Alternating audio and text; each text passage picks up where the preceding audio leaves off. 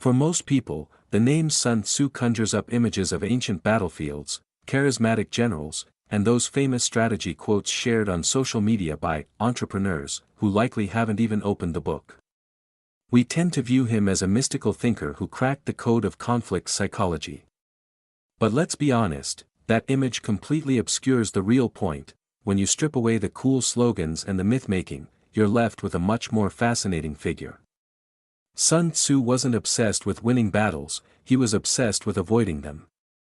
He wasn't interested in glory, discipline, or world domination. His primary concern was expenditure.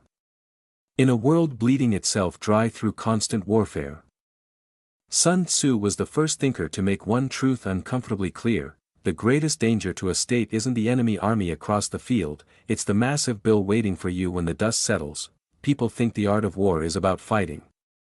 In reality, it's a book about finance. Welcome to the financial pyramid, where money, power, and history collide, and nothing is ever as simple as it looks. To understand Sun Tzu's financial genius, we have to look at the era he lived in. These ideas didn't appear out of thin air, they were born in a world collapsing under the weight of its own hubris. During the 6th and 5th centuries BCE, China was a landscape of fractured kingdoms, each convinced it could unify the world, and each draining its treasury to try. War was no longer a gentlemanly duel between aristocratic charioteers.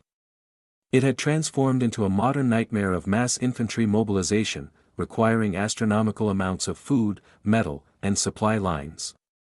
States weren't just fighting battles, they were conducting stress tests on their economies.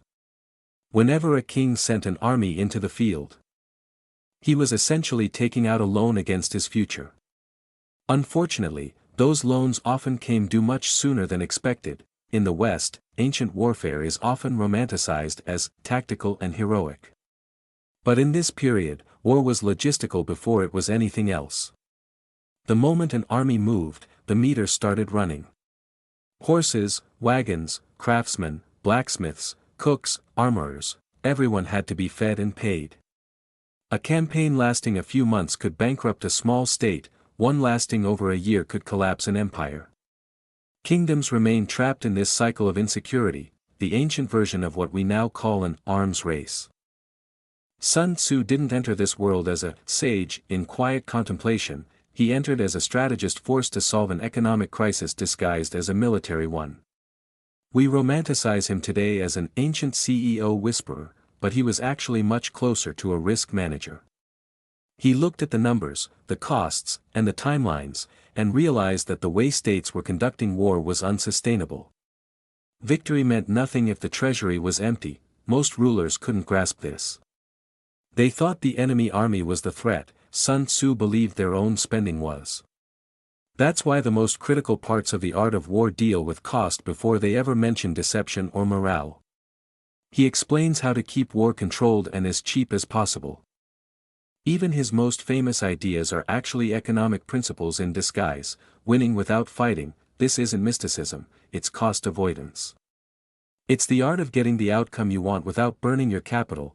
No nation benefits from prolonged warfare, this is a literal fiscal truth.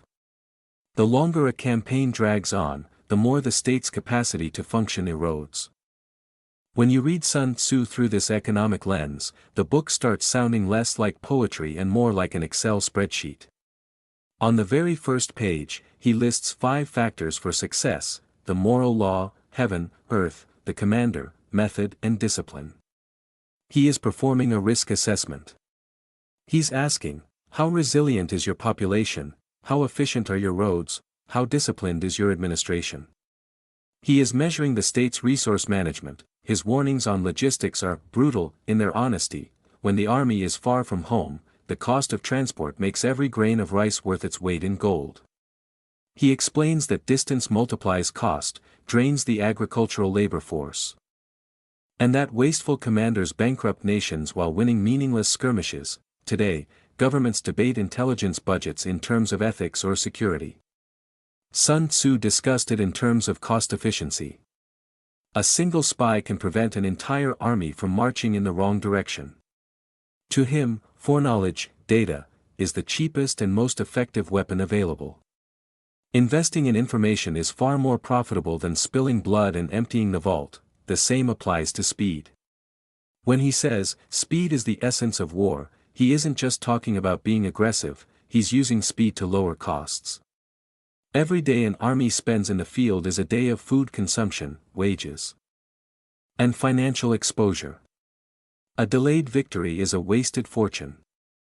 Sun Tzu's true genius lay in his refusal to separate economics from power. He knew that states don't just fail because they lose battles, they fail because they exhaust the capital, both financial and social, that keeps them coherent. The best war is the one that doesn't require you to rebuild your economy once it's over.